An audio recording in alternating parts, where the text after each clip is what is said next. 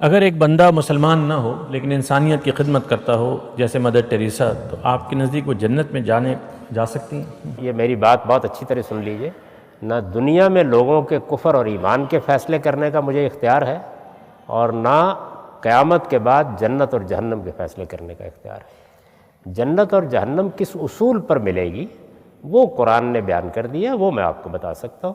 تو اللہ تعالیٰ نے بہت وضاحت کے ساتھ، یعنی کوئی کسر نہیں چھوڑی، یہ بتایا کہ جس کو میں نے جتنا علم دیا ہے اس کے لحاظ سے قیامت میں معاملہ کروں گا، جس کو میں نے جتنا علم دیا ہے۔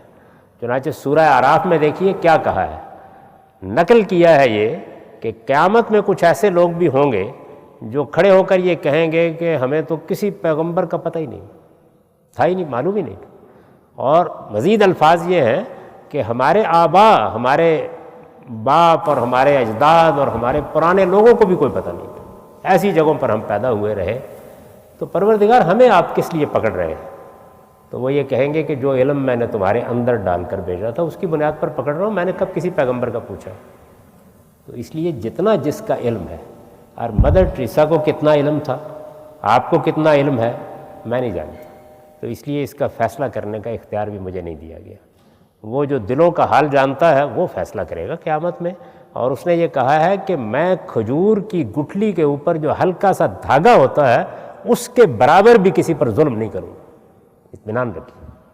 اور دوسری بات یہ کہی ہے کہ کسی نیکی اور خیر کے عمل کو میں کبھی ضائع نہیں کرتا جو میرے لیے کیا جائے۔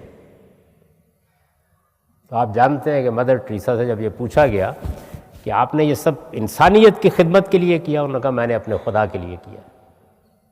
یہ ان کا اپنا جواب ہے۔ اس لیے لوگوں کے بارے میں عذرائے کرم فتوے نہ دیا کریں، اس کا فیصلہ اس پروردگار کو کرنے دیجیے۔ قیامت کے دن کیا کہا جا سکتا ہے کہ کتنے ہیں کہ جو اپنے آپ کو مسلمان کہلاتے ہیں وہ دوسری صف میں کھڑے ہوں گے، اور کتنے ہیں کہ جن کو آپ مسلمان نہیں سمجھتے اور وہ کسی دوسری صف میں کھڑے ہوں گے۔